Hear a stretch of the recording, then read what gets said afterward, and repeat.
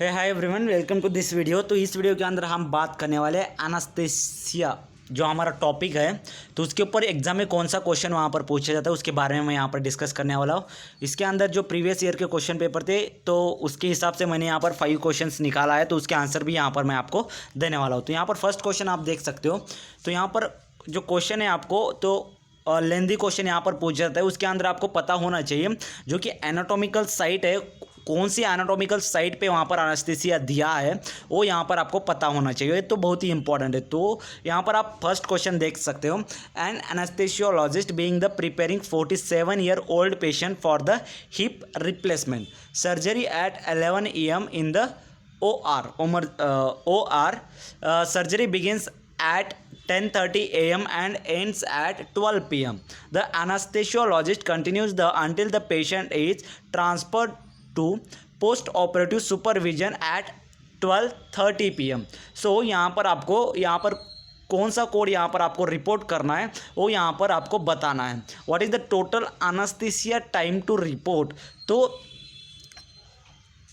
Anaesthesia report जो patient को दिया है, एनेस्थीसिया जो पेशेंट को दिया है उसका टाइम कितना है यहाँ पर आपको बताना है। तो यहाँ पर फर्स्ट ऑप्शन है 2 आवर्स, सेकंड 2.5 आवर्स, थर्ड है 3 आवर्स और लास्ट जो ड्यूरेशन है वो 1.5 आवर्स थे। तो इसका करेक्ट आंसर है 2.5 ईयर्स।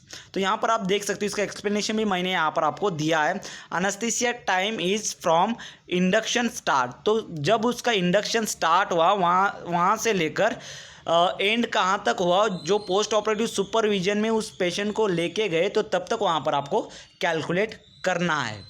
ठीक है, जहाँ से इंडक्शन स्टार्ट हुआ है वहाँ से लेकर ट्रांसफ़र, जब तक उसको पोस्ट ऑपरेटिव में ट्रांसफ़र किया है वहाँ तक आपको पूरा यहाँ पर टाइम कैलकुलेट करना है। तो इसके ऊपर 1 क्वेश्चन एग्जाम में आता है टाइम रिपोर्ट के ऊपर। ओके, तो आपको टाइम बताना है कितना टाइम वहाँ पर पेशेंट को एनेस्थीसिया दिया है। तो ये होगा फर्स्ट क्वेश्चन। सेकंड क्वेश्चन देखो, 50 years old patient who 58-year-old patient with CAD coronary artery disease undergo catheterization under general anesthesia and anesthesiologist provides the full anesthesia service, no other providers. Okay, तो यहाँ पर कौन सा CPT code आएगा और कौन सा मॉडिफायर यहाँ पर आपको ऐड करना है। तो इसका करेक्ट आंसर आता है आंसर सी। इसको कोड आपको अपेंड करना है 01920 और AA मॉडिफायर आपको यहाँ पर अपेंड करना है। क्यों, यहाँ पर एक्सप्लेनेशन भी दिया है मैंने।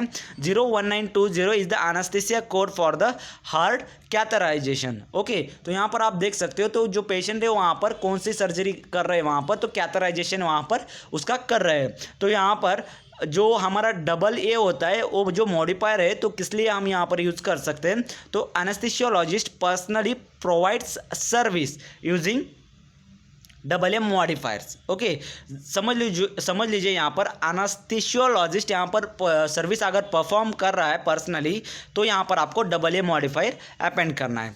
तो coming to the third question, you can see here the question, a healthy 5 years old child undergoes tympanostomy under general anaesthesia. तो यहाँ पर कौन सा करेक्ट कोड आता है और मॉडिफाई यहाँ पर कौन सा आपको अपेंड करना है। तो यहाँ पर इसका करेक्ट आंसर आता है ए आंसर 00120 AA मॉडिफायर और वो जो P1 जो है P1 मॉडिफायर यहाँ पर आपको अपेंड करना है। P1 मॉडिफायर क्यों अपेंड करना है, तो यहाँ पर हेल्दी पेशेंट बोला गया है। ठीक है, हेल्दी 5 years चाइल्ड, तो इसके लिए आपको P1 मॉडिफायर वहाँ पर अपेंड करना है। नेक्स्ट AA मॉडिफायर क्यों यहाँ पर आपको अपेंड करना है, क्योंकि एनेस्थीसियोलॉजिस्ट ने जो है तो सर्विस परफॉर्म किया है, इसलिए आपको AA मॉडिफायर यहाँ पर आपको यूज़ करना है। और 00120 कोड्स क्यों यहाँ पर आपको अपेंड करना है, मतलब वो जो कोड है तो टिम्पेनोस्टोमी ऑस्टमी इन चिल्ड्रंस, तो चिल्ड्रंस की यहाँ पर ऑस्टमी हो गई है तो उसका कोड यहाँ पर 00120 कोड यहाँ पर आपको अपेंड करना है। तो ये था third question. Coming to the fourth question, which qualifying circumstances CPT code is used for the anesthesia service in 75 years old patient। तो इसका ऑप्शन देख लेते हो, 99116, 99135, सी ऑप्शन है 99140, डी ऑप्शन है 99100। तो इसका करेक्ट आंसर आता है 99100। तो ये कोड यहाँ पर आपको अपेंड करना है। इसका एक्सप्लेनेशन दिया है नीचे, यहाँ पर आप जाकर देख सकते हो।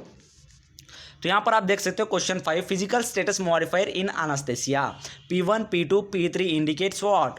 जो हमारे मॉडिफायर्स होते हैं एनास्थेसिया के अंदर P1 P2 P3 उसका मीनिंग क्या है, उसको क्या इंडिकेट यहाँ पर करते हो तो उसके बारे में आपको बताना है। फर्स्ट क्वेश्चन फर्स्ट ऑप्शन यहाँ पर आप देख सकते हो type of procedure, no time of the day anaesthesia was given.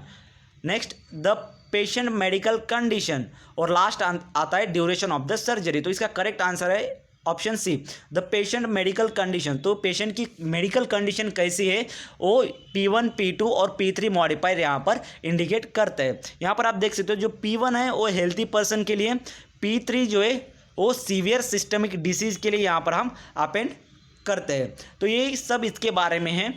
अगर आपको किसी और सब्जेक्ट के ऊपर या फिर किसी और टॉपिक के ऊपर क्वेश्चन चाहिए तो मुझे कमेंट सेक्शन में डेफिनेटली बता देना। इसी के साथ मैं इसके गाइडलाइन भी यहाँ पर जल्दी से जल्दी अपलोड करने वाला हूँ। तो फिलहाल इस वीडियो के अंदर इतना ही, मिलते हैं नेक्स्ट वीडियो में। Thank you.